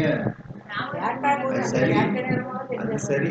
இந்த ஊர்ல எத்தனை பேர் இருக்காங்க, அத்தனை பேருமா அங்க வந்திருக்கீங்க. ஒரு 50 பேர் தானே வந்திருக்கீங்க.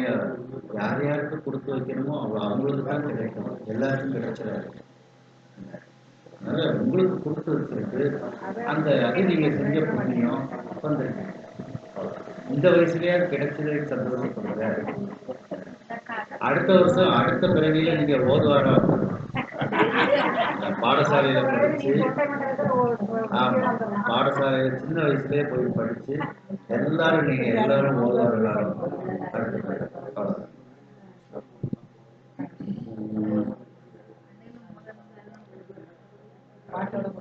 அந்த அப்பதியில் விருப்பினோடும் அந்த காஞ்சிபுரம், அப்பதினா அந்த காஞ்சிபுரம், அந்த காஞ்சிபுரத்தின் மீது ஞானசம்பந்த பெருமான் மிகுந்த விருப்பத்தோடு அங்கே தங்கியிருக்கின்றார். விருப்பினோடும் அங்கணரை பணிந்து அமர்வார். அழகிய கண்களை உடைய அந்த சிவபெருமான், அந்த சிவபெருமானை பணிந்து அங்கே தங்கி இருக்கின்றார் திருஞான சம்பந்த பெருமான். செப்பரிய புகழ் பாலி திருநதி, அந்த பாலி திருநதினா பாலாறுன்னு அர்த்தம். அந்த பாலாறினுடைய புகழை சொல்லவே முடியாது. அப்படி சொல்ல முடியாத அளவிற்கு புகழை தாங்கி இருக்கக்கூடிய அந்த பாலாற்று நதியினுடைய தென்கரைக்கு போறாங்க.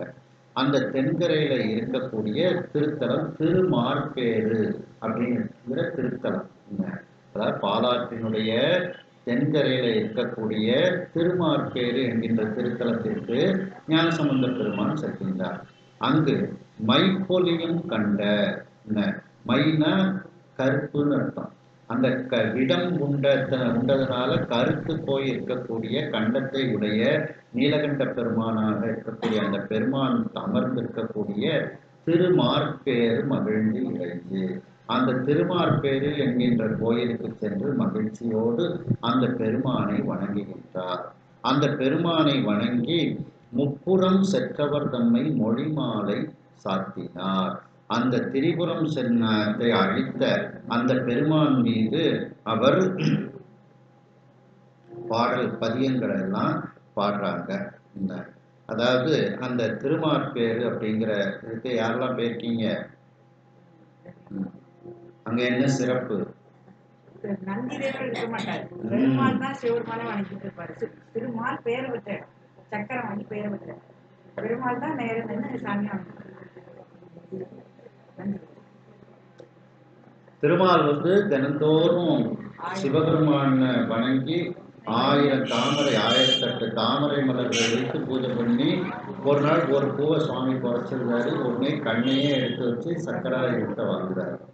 அந்த திருமால் பேறு பெற்றதை நினைவுபடுத்தக்கூடிய திருத்தலம் அது. ஏன்னா அதை திருவெழிமலைன்னு சொல்றாங்க. இதை திருமார்பேறு அப்படின்னுட்டு மால் பேறு பெற்ற இடம் அப்படின்னுட்டு இதை சொல்றாங்க. அதனால இந்த திருத்தலத்துல பாத்தீங்கன்னா சுவாமிக்கு எழுத்தால நந்தியம் பெருமான் இருக்க மாட்டார். நந்திக்கு பதிலாக திருமால் உருவத்தோட இருப்பார். கை கும்பிட்டு கருடாழ்வார மாதிரி இருப்பார். கையில ஒரு கண் வச்சிருப்பார். ஒரு கையில கண் வச்சிருப்பாரு. அந்த கண்ணை வச்சுதானே பூஜை பண்ணிருக்காரு. அது அந்த நந்தி. அதே நேரத்துல திருமால் தானே நந்தியாவும் வராரு. எப்போ வராங்க? திரிபுர சம்ஹாரத்தின் போது அந்த அசுரன் சுவாமியினுடைய தேரை உடைச்சு விட்டுருவான்.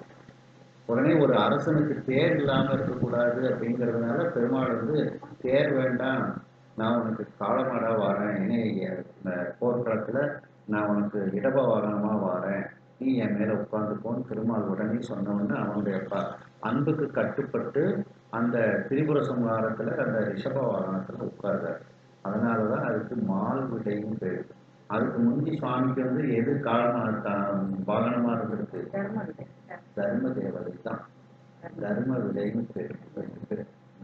அந்த அதுக்கப்புறம் மால் விடை. இது ரெண்டுக்கும் வித்தியாசம். முதல்ல இருந்தது தர்ம விடை, தர்ம தேவதை தான் வாகனமா இருக்கு. ரெண்டாவது அந்த திரிபுர சம்ஹாரத்துலதான் திருமால் வாகனமா. அது நம்ம தான் இறைவனை நினைச்சு தவம் செய்ய செய்ய அந்த இறைவனை என் உள்ளமே கோயில் கொண்டவன். இன்பம் பெருக்கி இருளகற்கு எஞ்ஞான்றும் துன்பம் தொடர்வதற்கு சோதியாய் அன்பமைத்து சீரார் பெருந்துரையான் என்னுடைய சிந்தையே ஊராக கொண்டான். எனக்குள்ள அமர்ந்துருதான். அமரும் போது நம்ம அவனுக்கு சீட்டு கொடுக்கணுங்க. அவன் அமர்ந்துதான் இருக்கிறான், நம்ம சீட்டு கொடுத்துதான் இருக்கோம். நம்ம சீட்டு கொடுத்துருக்கோன்னே நமக்கு தெரியாம நம்ம உட்கார்ந்துருக்கோம், அவ்வளவுதான். என் உள்ளம் கவர் கல்வனாத்தான் அவன் இருக்கிறான். நமக்கு அது ஒன்றும் தெரியல. பிஞ்சகன் அப்படின்னா தலைக்கோலம் உடையவன் அப்படின்னு ஒரு பொருள்.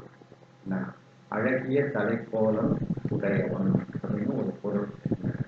இன்னொரு பொருள் என்னன்னா, அதாவது இறைவனுடைய தலையில எதெல்லாம் வேண்டாததெல்லாம் உணவு வச்சிருக்காரு பார்த்தீங்களா, அதுக்கு அழகிய தலைக்கோலம் அப்படின்ட்டு. இன்னொரு என்ன அப்படின்னா, இந்த ஒரு மயில் கீற்றை சுவாமி தலைவர் வச்சிருக்காரு. கிருஷ்ணன் ஒரு மயில் கீற்று தலைவர் வச்சிருக்காருல்ல, அதுவும் சுவாமியும் அந்த மாதிரி மயில் கீற்றை வச்சிருக்காரு. அந்த மயில் கீற்றை வச்சிருக்கக்கூடிய கோலத்துக்கு பேர் பிஞ்சக கோலம்னு பேர். அந்த ஒரு மயில் கீழிய மட்டும் தலையில வச்சிருக்க கிருஷ்ணன் மாதிரி வச்சிருக்கக்கூடிய அந்த ஒரு கோலத்துக்கு பேர் பிஞ்சக கோலம்.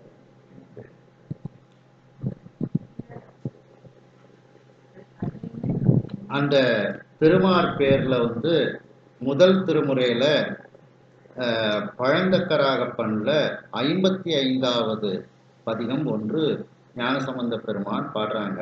திருமார் பேருக்கு 2 பதிகம் நமக்கு வந்து கிடைச்சிருக்கு.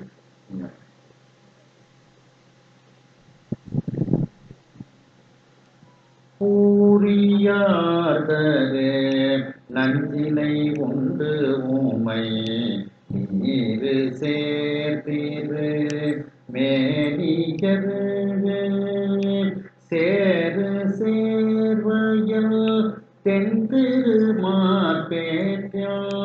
மாறிலாமணி கண்டரே.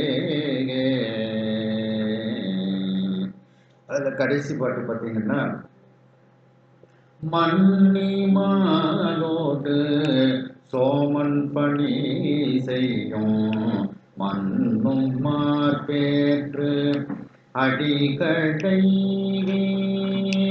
மண்ணு காடியுள் ஞான சம்பந்தம் சொல் பண்ணவே வினை பாருமே. அந்த ஞானசம்பந்தர் பதியத்தை பாடினால் நம்முடைய வினைகள் நம்மை விட்டு நீங்கும் அப்படின்ட்டு இந்த பதிகம் ஒன்று பாடுகின்றார். மேலும் அதே திருமார்பேற்றுக்கு இன்னொரு பதிகமும் முதல் திருமுறையில வியாழக்குறிஞ்சியில ஒரு பதிகம் இருக்கின்றது. வியாழக்குறிஞ்சி பண்ணல 114வது பதிகமாக ஒன்று இருக்கின்றது. பொருந்தவன் கோருகவன் போர்மயன் பெருந்தகை பெண்ணவன் ஆணும் அவன் கருந்தட மலர்கண்ணி காதல் செய்யோன் மருந்தவன் வளநகர் மார்பேரே. அதில் கடைசி பாட்டு பார்த்தீங்கன்னா, அந்த ஞான சம்பந்த நல்ல செந்திசை பாடல் செய்ய மார்பேற்றை சந்தமின் தமிழ்கள் கொண்டு ஏற்றவல்ல எந்தை கண்களடி எய்துவரே. இந்த திருமார்பேற்று பதியத்தை பாடினால் இறைவனுடைய திருவடியை அவர்கள் அடைவார்கள் அப்படின்னுட்டு ஞானசம்பந்த பெருமான் பாடுகின்றார்கள். அப்படி அந்த திருமார்பேருக்கு வந்து 2 திருப்பதிகங்களை திருஞான சம்பந்த பெருமான் பாடுகின்றார். அப்படிப்பட்ட ஒரு பெருமை வாய்ந்த அந்த திருத்தலம் திருமார்பேர். அதாவது காஞ்சிபுரத்தில் திருஞான சம்பந்த பெருமான் விருப்பத்தோடு தங்கியிருந்து அழகிய கண்களை உடைய அந்த சிவபெருமானை பணிந்து அந்த காஞ்சிபுரத்தில் தங்கி இருக்கின்றார். அப்படி தங்கி இருக்கக்கூடிய ஒரு நாளில் பாடி நதியினுடைய திருநதியினுடைய புகழை நம்மால் சொல்ல முடியாது. அப்படிப்பட்ட சொல்ல முடியாத அளவிற்கு புகழை உடைய அந்த பாலாற்று திருநதியினுடைய தென்கரையில் இருக்கக்கூடிய அந்த விடமுண்ட கண்டத்தை உடைய நீலகண்ட பெருமான் அமர்ந்திருக்கக்கூடிய திருமார்பேறு என்கின்ற திருத்தலத்திற்கு ஞானசம்பந்த பெருமான் சென்று மகிழ்ச்சியோடு அந்த பெருமானை இறைஞ்சி வணங்குகின்றார். இவ்வாறு அந்த திரிபுரம் சென்றவர் தம்மை அங்கு பாடல்கள் பதியங்கள் பாடி மொழி மாலை சாத்தி வணங்குகின்றார் திருஞான சம்பந்த பெருமான். அந்த திருமார்பேருக்கு ஞானசம்பந்த பெருமான் பாடிய 2 பதியங்கள் நமக்கு கிடைத்திருக்கின்றது. முதல் திருமுறையில் பழந்தக்கராகத்தில் 55வது பதிகம் ஊரியார்தரு என்று ஆரம்பிக்கக்கூடிய பதிகமும், அதே முதல் திருமுறையில் வியாழக்குறிஞ்சி பண்ணில் 114வது பதிகம் குறுந்தவன் என்று ஆரம்பிக்கக்கூடிய பதிகமும் நமக்கு கிடைத்திருக்கிறது. அந்த 2 மொழிமாலைகளையும் 2 திருப்பதிகங்களை பாடி அங்கே இறைவனை வணங்குகின்றார் திருஞான சம்பந்த பெருமான். இதில் சேக்கிழார் பெருமான் இறைவனை சொல்லும் பொழுது முப்புறம் செற்றவர் தன்மை என்று குறிக்கின்றார். இது அந்த திருமாலானவன் இறைவன் திரிபுர சம்ஹாரத்திற்கு செல்லும் போது தான் அந்த பெருமாள் இடமமாக தாங்கினார். ஆகையினால் திருமால் இடமமாக தாங்கிய சமயம் அந்த நேரம் திரிபுர சம்ஹாரம்.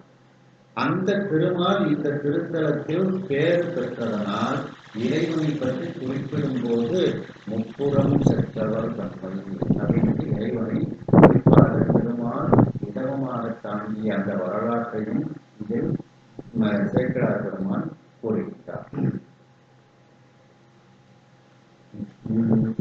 திருமால் பேரு உடையவர் தம் திருவருள் பெற்று எழுந்தருளி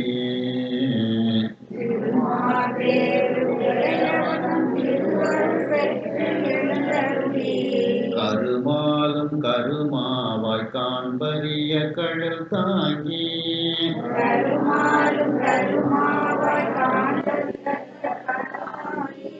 மறு ஆற்றல் மழவிடையார் திருவல்லம் வணங்கித்தம்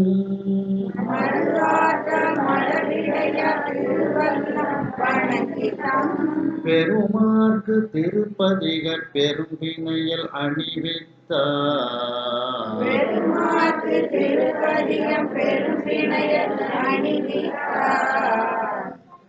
திருமார்பேறு உடையவர்தம் திருவருள் பெற்று எழுந்தருளி. அந்த திருமார்பேற்றில் இறைவனை பாடி பணிந்து அந்த திருமால் பேறு பெற்ற அந்த இறைவனாக இருக்கக்கூடிய அந்த பெருமானினுடைய திருவருளை இறைவன் பெற்றுக்கொண்டு அங்கிருந்து எழுந்தருளி ஞானசம்பந்த பெருமான் திருவல்லம் என்கின்ற திருத்தலத்திற்கு வருகின்றார்கள். அந்த கருமாலும் கரிய நிறத்தை உடைய திருமாலும் கருமாவாய் அந்த திருமாலானவன் கருமையான மிருகமாக, மா அப்படின்னா மிருகம்னு அர்த்தம். இந்த இடத்துல பன்றின்னு நம்ம எடுத்துக்கிடணும். அந்த கரிய பன்றியின் உருவை எடுத்துக்கொண்டு இறைவனுடைய அந்த திருவடியை தேடிக்கொண்டு அந்த திருவடியை காண முடியாதவனாக இருக்கின்றான். அப்படிப்பட்ட அந்த திருமாலும் காண முடியாத அந்த திருவடியை தன்னுடைய உள்ளத்தில் தாங்கிக் கொண்டு அந்த மறு ஆற்றல் மழவிடையார் அந்த திருவடியை சுமக்கக்கூடிய ஆற்றலை உடைய அந்த இளமையான இடப வாகனத்தை உடைய பெருமான் அமர்ந்திருக்கக்கூடிய திருவல்லம் என்கின்ற திருத்தலத்தை வணங்குகின்றார். அந்த திருவல்லம் என்கின்ற திருத்தலத்தை வணங்கி தம் பெருமாற்கு திருப்பதிக பெரும்பிணையல் அணிவித்தார். அங்கு இருக்கக்கூடிய வல்லத்தில் இருக்கக்கூடிய பெருமாற்கு ஒரு பதிக மாலை, பிணையல் அப்படின்னா மாலைன்னு அர்த்தம். அந்த பதிகம் என்கின்ற அந்த மிகப்பெரிய மாலையை இறைவனுக்கு அணிவிக்கின்றார் திருஞான சம்பந்த பெருமான். அதாவது முதல்ல அந்த திருமாலால இறைவனுடைய திருவடியை காண முடியல. கருமாலும்னா கரிய நிறத்தை உடைய திருமால்னு அர்த்தம். கொண்டல் பண்ணனை கோவலனாய் வெண்ணை உண்ட வாயினை நிறைய இடத்துல இறைவனுக்கு திருமாலை சொல்லும்போது கொண்டல் வண்ணன் பார்க்க. கொண்டல்னா கரிய மேகம்னு அர்த்தம். அந்த கரிய மேகம் போன்ற நிறத்தை உடைய அந்த திருமால், அந்த திருமாலானவன் கருமையான பன்றியினுடைய உருவத்தை எடுத்து பூமியை தோண்டிக்கிட்டே போறார். அப்ப முதல்ல அந்த திருமால் இறைவனை காண முடியாதவனாக இருந்தாலும் அதற்கு பிறகு அந்த இறைவனுடைய திருவடியை தாங்கக்கூடிய ஆற்றலுடைய இடப வாகனமாக மாறிவிடுகின்றான். அதான் மறு ஆற்றல் மழவுடையார். மறு ஆற்றல்னா கடல் தாங்கி அந்த இறைவனுடைய திருவடியை தாங்கக்கூடிய சுமக்கக்கூடிய ஆற்றல் உடையவனாக இளமையான இடபமாக மாறிவிடுகின்றான் அந்த திருமால். அப்படிப்பட்ட அந்த திருமாலை விடையாக கொண்ட பெருமான் இதில் அடைமொழி கொடுக்கிறார் சுவாமி.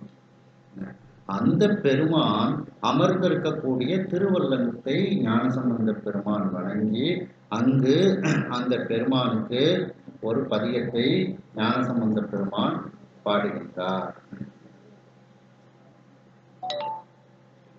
முதல் திருமுறையில யாழக்குறிஞ்சி பண்ணுல 113வது பதிகமாக அந்த பதிகம் இருக்கின்றது. எரித்தவன் அப்படின்னுட்டு ஆரம்பிக்கும். எரித்தவன் பூரமோ எரியில் மூழ்க தரித்தவன் கங்கையே தாழ்சடை மேல் விரித்தவன் வேதங்கள் வேறு வேறு தெரித்தவன் ஊரை வீடம் திருவல்லமே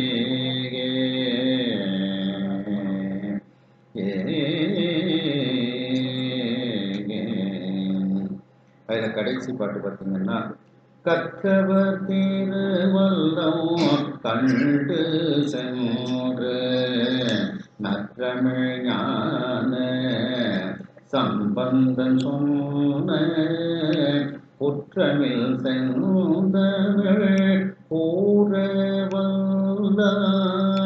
பற்றுவர் ஈசன் பொற்பாதங்களே.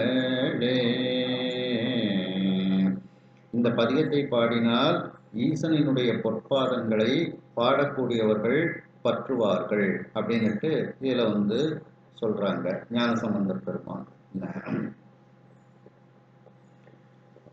இதுல ஒரு பாட்டுல அடிக்கடி எல்லாரும் பாடக்கூடிய பாட்டு, சார்ந்தவர்க்கு இன்பங்கள் தழைக்கும் வண்ணம் நேர்ந்தவன் அப்படின்னுட்டு இந்த வரிக்காக வேண்டி இந்த பாடலை நிறைய பேர் பாடுவாங்க. அவனை சார்ந்தவர்களுக்கு அவன் இன்பங்கள் அப்படியே பெருகுமாறு செய்யக்கூடியவனாக அவன் இருக்கின்றான் அப்படின்னுட்டு இந்த பதிகத்தை இந்த பாடலை எல்லாரும் அடிக்கடி பாடுவாங்க. அப்படி அந்த திருவல்லத்தில் இறைவனுக்கு ஒரு பதிகத்தை ஞானசம்பந்த பெருமான் பாடுகின்றார். திருஞான சம்பந்த பெருமான் திருமார்பேறு திருத்தலத்திற்கு சென்று அங்கு உடையவராக இருக்கக்கூடிய பெருமானினுடைய திருவருளை பெற்று அங்கிருந்து எழுந்தருளி திருவல்லம் என்கின்ற திருத்தலத்திற்கு வருகின்றார். அந்த திருவல்லம் திருத்தலத்தில் இருக்கக்கூடிய பெருமான் எப்படிப்பட்டவர் என்றால், கரிய நிறத்து திருமாலானவன் கரிய பன்றியினுடைய உருவை எடுத்துக்கொண்டு பூமியை தோண்டி கொண்டு இறைவனுடைய திருவடியை காண செல்கின்றான். அவனால் காண முடியாத அந்த திருவடியை பிற்காலத்தில் தாங்கக்கூடிய பேற்றினை இடபமாக அந்த பேற்றினை அவன் பெறுகின்றான். அந்த இறைவனுடைய திருவடியை தாங்கக்கூடிய ஆற்றலை உடையவனாக இளமையான அந்த இடப வாகனமாக அந்த திருமால் வருகின்றார். அந்த இடப வாகனத்தை உடைய பெருமான் அமர்ந்திருக்கக்கூடிய அந்த திருவல்லம் என்கின்ற திருத்தலத்தை ஞானசம்பந்த பெருமான் வணங்கி அங்கு இருக்கக்கூடிய தம் பெருமாருக்கு, அவருடைய அந்த சிவபெருமானுக்கு அந்த திருப்பதிகம் என்கின்ற ஒரு மிகப்பெரிய மாலையை அவர் அணிவிக்கின்றார். தமிழ் பூமாலையை, அந்த பதிக மாலையை இறைவனுக்கு அணிவிக்கின்றார் திருஞான சம்பந்த பெருமான்.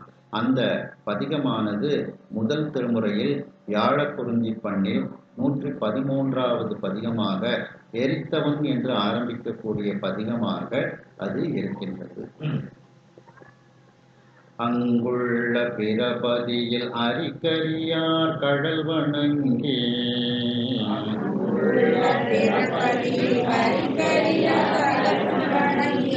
பொங்கு புனல் பால் யாற்றின் குடையில் வடபால் இறைவர்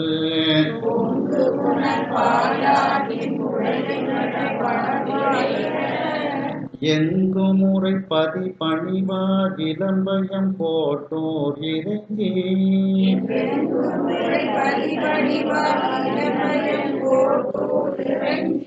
செங்கன் விடை உகைத்தவரை திருப்பதிகம் பாடினார்.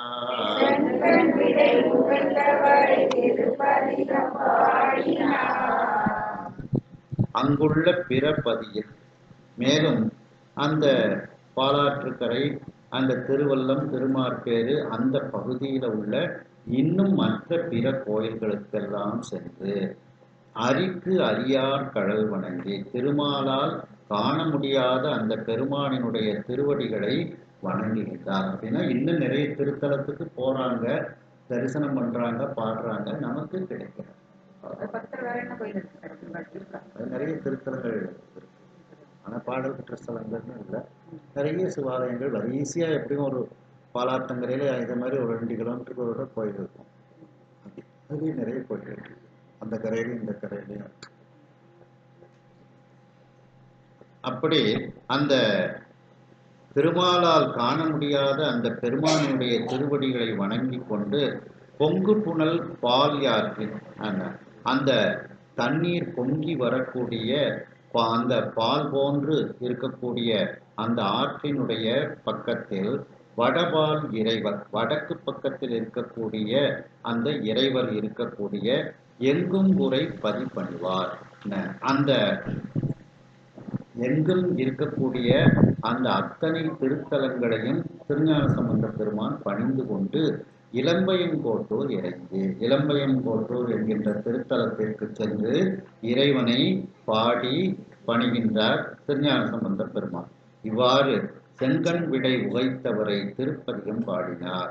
சிவந்த கண்களை உடைய அந்த இடப வாகனத்தை செலுத்தக்கூடிய, இடப வாகனத்தில் அமர்ந்து அந்த வாகனத்தை செலுத்தக்கூடிய அந்த பெருமான் மீது திருப்பதிகத்தை திருஞான சம்பந்த பெருமான் பாடுகின்றார்.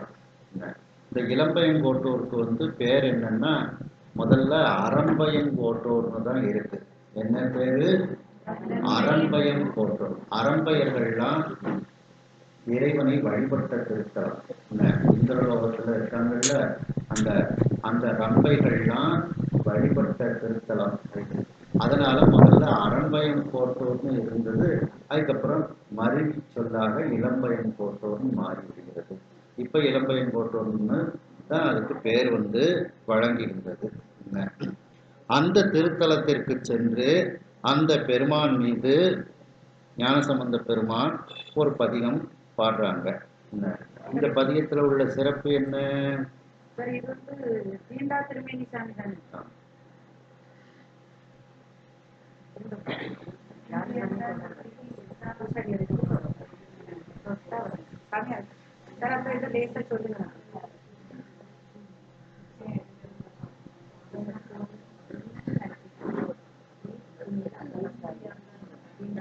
அதாவது சில திருத்தலங்கள்ல தீண்டா திருமேனி அப்படின்னுட்டு சுவாமிக்கு சொல்லுவாங்க.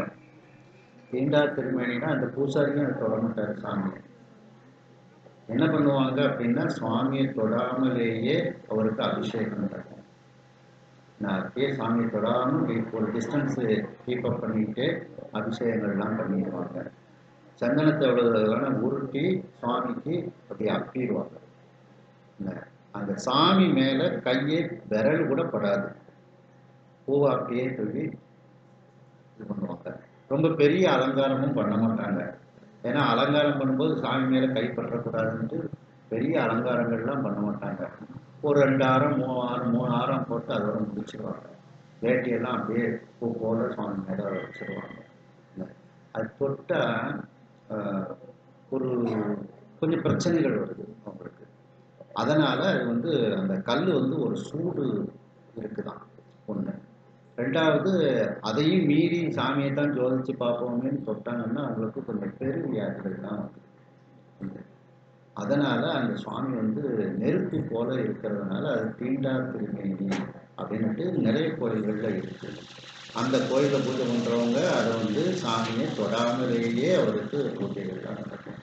எல்லாம் நடக்கும். அபிஷேகம் அலங்காரம்லாம் நடக்கும். கொஞ்சம் அந்த சாமியை மேல விரல் கூட படாம எல்லாத்தையும் செய்வாங்க. அதுல ஒரு தீண்டா திருமேனினால தான் இந்த இளம்பையன் போட்டுருவோம். அந்த அதுதான் ஏன்னா நான் அந்த கோயிலுக்கு போயிருக்கும்போது அந்த அர்ச்சகர் சொன்னது, எங்க முன்னோர்கள் சில பேர் கொஞ்சம் சோதிச்சு பார்ப்போமேன்னு பார்த்தாங்க. அவங்களுக்கு நிறைய சிக்கல்கள் உடம்பு ரீதியாகவும் அவங்க பெருநோய்கள் சங்கடப்பட்டாங்க. அவங்களும் இதை சாமியை தொடக்கூடாது அப்படின்னு எங்களுக்கு சொல்லி வச்சுட்டு போயிருக்காங்க அப்படின்னு சொன்னாங்க.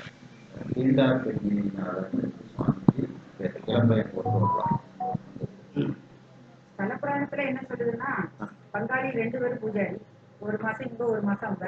அப்போ தெரியாம அறியாம பூசாரிய கை எதில் பட்டதுனால அவர் கையில தங்கமா மாறி அடுத்த நாள் இந்த பூசாரியார் போய் கையை தொடுவாரு, தொட்டா கையெல்லாம் எரிஞ்சு போச்சான். அதனால யாரும் தொட மாட்டாங்கன்னு ஸ்தல புராணத்துல இருக்கு. பேராசை அவர் தொட்ட அவரு எதிர்பாராம கை அனிச்சையா பட்டுச்சு. அப்ப அவர் கையெல்லாம் பொண்ணாயிட்டான். அடுத்த நாள் பங்காளி போய் கையை தொட்டோன்னா கையெல்லாம் எரிஞ்சு போச்சு. அதனால ஸ்தல புராணத்துல இளம்பயம். இந்த திருத்தலத்துலதான் ஞானசம்பந்த பெருமான் எனதுரை தனதுரையாக அப்படின்ட்டு பதிகம் பூரா பாடுறாங்க. நான் பாடிய பாடல் எல்லாம் இறைவன் உள்ளிருந்து என்னை இயக்கியதனால் அவன் உணர்த்த நான் பாடிய பாடல் அப்படின்னுட்டு எல்லா பாட்டுலையும் அந்த வார்த்தையை சொல்றாங்க. என்ன அது அப்படிப்பட்ட ஒரு அற்புதமான திருத்தலம் இந்த இளம்பயம் கோட்டூர். மலையினார் பருப்பதம் துருத்திமார் பேரு மாசிலாச்சே மறைக்காடு நெய்தானம் நிலையினார் எனதுரை தனதுரையாக நீரணிந்து ஏறுகந்து எரியலிமலம் கலையினார் மடப்பினை துணையுடும் தூயில காணலம் பெடை கொள்கே கணமையில் ஆளும் இதையினார் பைங்கொழில் இளம்பயம் கோட்டோர் இருக்கையா பேணிய எடுகொள்வதியல்வே. அதுல கடைசி பாட்டு பார்த்தீங்கன்னா கந்து அணை மலி கண்டை கடல் ஒலி போதும் காணலம் கழிவள கடுமலம் என்னும் நந்தியார் உரைப்பதி நான்மறை நாவல் நற்றமிழ்க்கு துணை ஞான சம்பந்தம் எந்த யார் வளநகர் இளம்பயம் போதோர் இசையோடு கூடிய பத்தும் வல்லார்போய் வெந்துயர் கெடுகிட விண்ணவரோடும் வீடு பெற்ற இன்மையும் வீடழிதாமே. அதாவது இந்த பதியத்துல எல்லா பாட்டிலையும் எனதுரை தனதுரையாக எனதுரை தனதுரையாகன்னுட்டு ஞானசம்பந்த பெருமான் பாடுகின்றார். அதாவது நான் பாடிய பாடல்கள் எல்லாம் இறைவன் உள்ளிருந்து உணர்த்தியதனால் அந்த இறைவனுடைய வார்த்தைகளாகவே நான் பாடுகின்றேன் அப்படின்ட்டு இந்த பதியத்துல இந்த திருத்தலத்துல பாடுறாங்க ஞானசம்பந்த பெருமான். அப்படிப்பட்ட ஒரு அற்புதமான திருத்தலம் இந்த இளம்பயங்கோட்டூர் காஞ்சிபுரம் பக்கத்துல. இதெல்லாம் கொஞ்சம் தள்ளி இருக்கு, காஞ்சிபுரத்துல இருந்து கொஞ்சம் தள்ளி இருக்கின்றது இந்த திருத்தலங்கள். இவ்வாறு அந்த திருமார்பேறு திருவல்லம் என்கின்ற திருத்தலத்திற்கு பக்கத்தில் உள்ள மற்ற திருத்தலங்களிலெல்லாம் அந்த திருமாலால் காண முடியாத பெருமானினுடைய திருவடிகளை ஞானசம்பந்த பெருமானும் அவருடன் இந்த தொண்டர்களும் வணங்கி கொண்டு அவர்கள் அதற்கு பிறகு இளம்பயம் கோட்டூர் என்கின்ற திருத்தலத்திற்கு செல்கின்றார்கள். அந்த இளம்பயம் கோட்டூர் நீர் பொங்கி வரக்கூடிய அந்த பாலாற்றினுடைய பக்கத்தில் வடபக்கத்தில் இருக்கக்கூடிய இறைவராக இளம்பயம் கோட்டூர் இறைவர் இருக்கின்றார். அப்படி எங்கும் நீக்கமர நிறைந்த அந்த திருத்தலத்தில் இருக்கக்கூடிய அந்த பெருமானை, பாலாற்றினுடைய வடகரையில் இருக்கக்கூடிய பெருமானை பணிகின்றார். இளம்பயம் கோட்டூர் பெருமானை ஞானசம்பந்தர் பணிந்து அந்த சிவந்த கண்களை உடைய அந்த இடப வாகனத்தை செலுத்தக்கூடிய பெருமானை பணிந்து அந்த பெருமான் இளம்பயங்கோட்டூர் பெருமான் மீது ஒரு திருப்பதிகம் பாடுகின்றார். அது முதல் திருமுறையில் குறிஞ்சி பண்ணில் 76வது பதிகமாக மலையினார் பற்பரம் என்று ஆரம்பிக்கப்பட்டு அந்த பதிகம் இருக்கின்றது. அந்த பதிகத்தை ஞானசம்பந்த பெருமான் பாடுகின்றார். இந்த பதிகத்தில் உள்ள சிறப்பு என்ன என்றால், இந்த பதிகத்தில் அனைத்து பாடல்களிலும் எனதுரை தனதுரையாக எனதுரை தனதுரையாக என்று ஞானசம்பந்த பெருமான் பாடுகின்றார். அப்படிப்பட்ட அற்புதம் வாய்ந்த பதிகத்தை பாடி இளம்பயங்கோட்டூரில் இறைவனை வணங்குகின்றார் என்று இந்த அளவில் இந்த சிந்தனையை நிறைவு செய்து மீண்டும் அடுத்த சிந்தனையில் இதனை நாம் தொடருவோம். ஹர நம பார்வதி பதையே. வெற்றிவேல் முருகனுக்கு.